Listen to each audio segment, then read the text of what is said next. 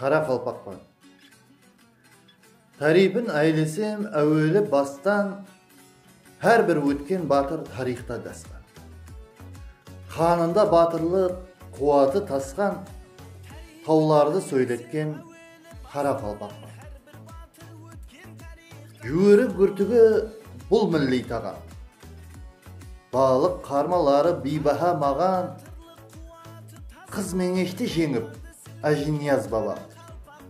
Бұлтарды сөйлеткен қара қалпақпан. Еркінбай танылып дүния жүзіне, азамат шәкіртін тартып ізіне. Мақтасан сөз келер, тілге дізіле, хақиқатта сондай қара қалпақпан.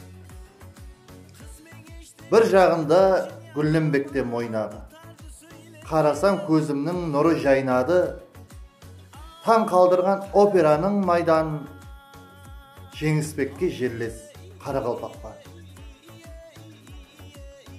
Жүреклерін меймандосылық жаулапты. Өмірбекте топырағында аунапты.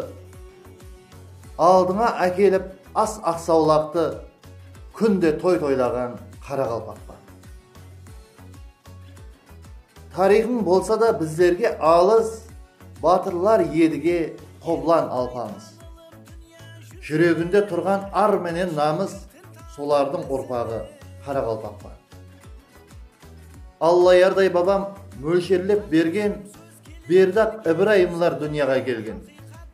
Соныңдай бабалар ізіне ерген.